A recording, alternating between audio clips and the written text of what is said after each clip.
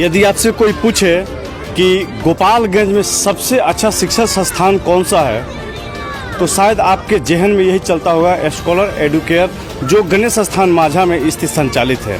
और इसी स्कूल का आज एनुअल फंक्शन है और इस एनुअल फंक्शन में जदयू के पूर्व समाज कल्याण मंत्री रामसेवक सिंह जी भी पहुंचे हैं और कई दिग्गज नेता भी पहुंचे हैं।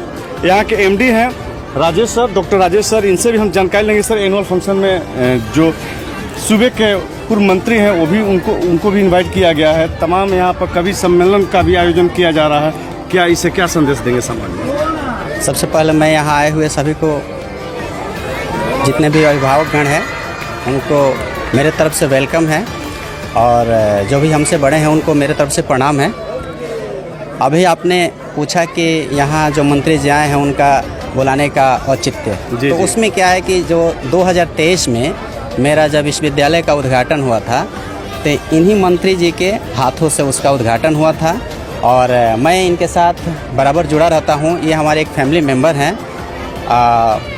तो उसके उपलक्ष्य में मैं सोचता हूँ कि बराबर आके इन्हीं के सानिध्य में जो भी कार्यक्रम यहाँ का हो चलता रहता है और ये आते रहते हैं, मिलते जुलते रहते हैं।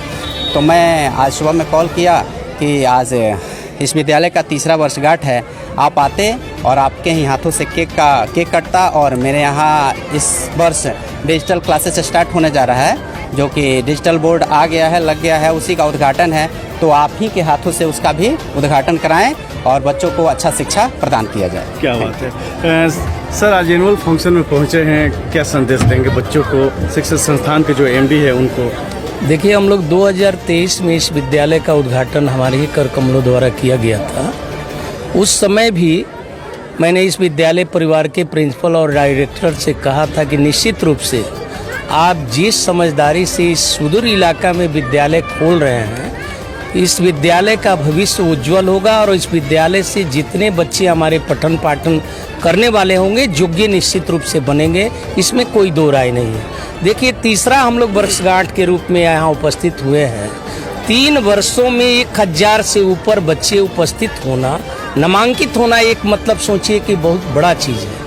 हम पहले ही दिन बोले थे कि आप जिस मकसद से इनका कई संस्थाएं चलती है, उत्तर प्रदेश में भी, बिहार में भी, मैंने कहा था कि जो शक्ति दूसरे राज्य में लगा रहे हैं बिहार में लगाइए। यहाँ निश्चित रूप से यहाँ के बच्चे आपके माध्यम से यदि शिक्षित होगा तो क्षेत्र का भी नाम रोशन होगा और हमारे बच्चे अगर मान लीजिए कि शिक्षित होंगे तो उनका भविष्य अगर आगे बढ़ेगा तो आपको भी आशीर्वाद मिलेगा और हमारा क्षेत्र निश्चित रूप से अग्रणी श्रेणी में जाने का काम करेगा। तो ये पूर्व समाज कल्याण मंत्री थे और इनसे हमने जो बात किया वो आपका क्या राय होगा उसमें कमेंट बॉक्स में जरूर बताएंगे। आपको धन्यवाद देता हूं और मैं और राजेश जी जो ये डायरेक्टर सर हैं, हम लोग हमेशा साथ रहे हैं और हम चाहते हैं कि इस क्षेत्र के बच्चों का भविष्य उज्जवल हो, इसके लिए हम हमेशा तत्पर रहते हैं। सर, हम आपसे एक बात कहेंगे। अभी हमने वीडियो स्टार्ट करने से पहले मैंने कहा कि गोपालगंज जिले के सबसे बेहतर शिक्षण संस्थान यदि कोई कहा जाए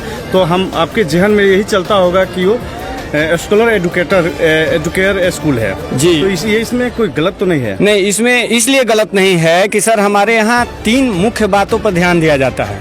एक तो इन्वायरमेंट जो बच्चों के लिए बहुत ही ज़रूरी होता है, तो एक पीसफुल इन्वायरमेंट में हमारा विद्यालय है। बाजार और शहरों के वो रसाकसी से दूर एक ऐसा माहौल है जिसमें बच्चे अच्छा से शिक्षा ग्रहण करते हैं। दूसरी बात यह है कि यहाँ जो टीचर्स को आप देख रहे हैं, जो हमारे महिला टीचर्स भी हैं, पुरुष टीचर्स भी हैं, वो सभी लोग योग्य हैं। आप उनका पर्सनालिटी से ही बच्चों को बहुत से बहुत सीख लेते हैं और उनके जो शिक्षा का स्तर है बहुत अच्छा है। आपके तीसरी बात सर एक और कहेंगे, तीसरी बात सर एक और कहेंगे जो कि खास है, वो खास है हमारे डायरेक्टर सर, वो इनके साथ इनके 5 भाई जो कि योग्य हैं, बीएड किए हुए हैं, सी-टेट निकाल करके और इस विद्यालय में लगे हुए हैं। जब अपने लोग जब अपने कार्य से जैसा करते हैं तो उसमें और ज़्यादा भविष्य उज्जवल होने का चांस रहता है सर।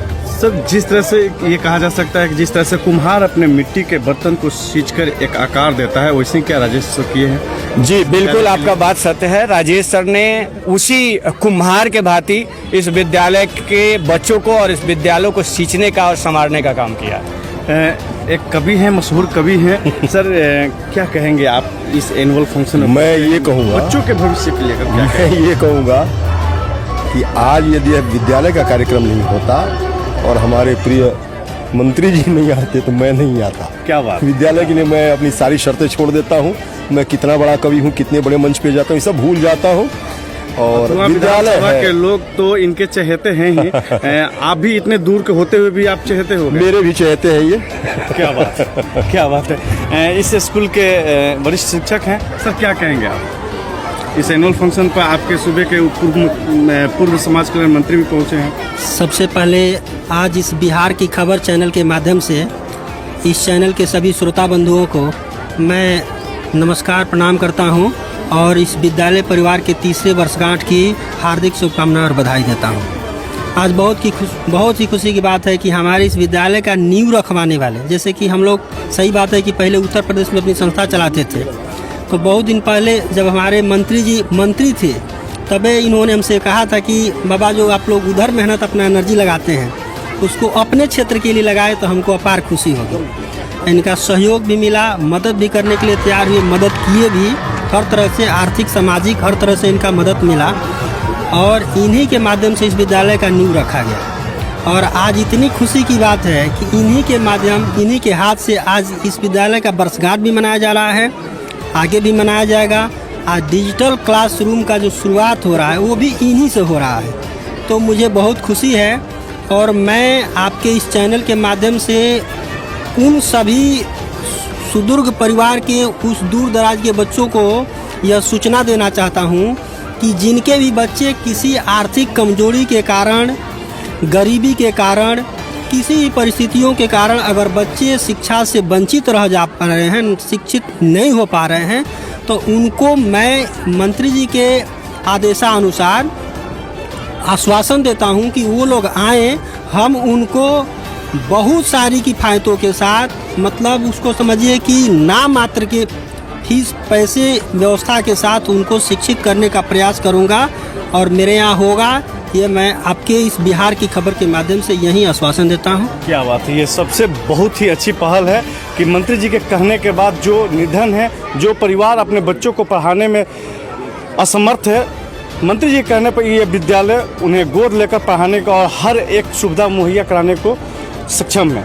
सर, क्या कहेंगे आप? इस विद्यालय के एनुअल फंक्शन पहुँचे, यहाँ आने के बाद आपको क्या अनुभूति हुई? देखा जाए, आपके चैनल के माध्यम से हम कहना चाहेंगे कि इस विद्यालय के उद्घाटन के समय भी हम आए हुए थे और उसी समय हम कहे थे कि उद्घाटक का प्रभाव भी संस्था पर पड़ता है।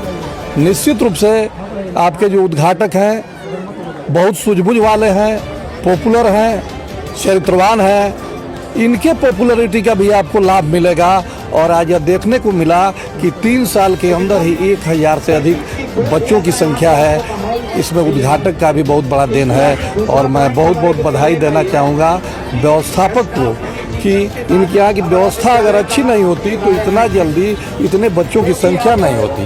तो यह क्षेत्र की मांग थी बहुत चिरपरिचित, जिसको विधायक जी ने रखा था और उस मांग को इन्होंने पूरा किया, इसके लिए इनको बहुत बहुत बधाई। हम IT सेक्टर के ज़माना में जी रहे हैं 21वीं शताब्दी में, और इस समय डिजिटल पढ़ाई की बहुत अति आवश्यकता हो गई है। अभी पूर्व मंत्री जी के द्वारा डिजिटल क्लासेज, स्मार्ट क्लास का उद्घाटन किया गया। सर, क्या कहेंगे? देखिए, डिजिटल क्लास तो अति ज़रूरी है ना। सुदूर इलाका में डिजिटल के माध्यम से अगर एजुकेशन दिया जाएगा तो पटना और दिल्ली काहे लिए लोग जाएगा। ये तो मान लीजिए कि इस जगह पर इस तरह का शिक्षा देना तो बहुत बड़ी चीज़ है ना। इसके लिए हम बधाई देते हैं इन लोगों को। ठीक ठीक। सर, क्या डिजिटल पढ़ाई आपके विद्यालय में होगी, बच्चों को कंप्यूटर की शिक्षा दी जाएगी, क्या? बहुत खुशी की बात है और ये देन जो है कि हमारे बड़े भाई डॉक्टर राजेश तिवारी जी और डॉक्टर अजय तिवारी जी का देन है। और इसमें देखिए किस तरह से डिजिटल पढ़ाई की जा रही है और ये जो सिस्टम है उस पर सर आप हाथ से ही मिटा भी दे रहे हैं और उसको लिख भी दे रहे हैं। जी, बोर्ड की ये तो खासियत है। ये डिजिटल क्लासेस नहीं, खासियत तो ये बहुत अनेकों है, लेकिन खासियत ये है कि पहला चीज़ बहुत लोगों को एलर्जी हो जाता था।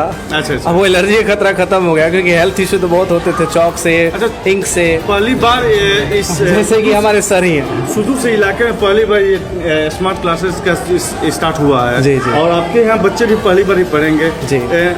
अचानक बच्चों के अंदर इस तरह के सोच कैसे लाएंगे, क्या माध्यम होगा? बच्चे एक्साइटमेंट में पढ़ाई करते हैं ना, तो उन्हें समझ में आता है। मुख्य बात ये है कि आजकल बच्चे फ़ोन में वो ज़्यादा चीज़ें पढ़ पा रहे हैं जो किताब में सामने रख के नहीं पढ़ रहे हैं। तो वही एक माध्यम बनाया जा रहा है कि ये फ़ोन ही है, ये समझिए कि इतना बड़ा ये फ़ोन ही है, इसमें हर एक फीचर वो मौजूद है।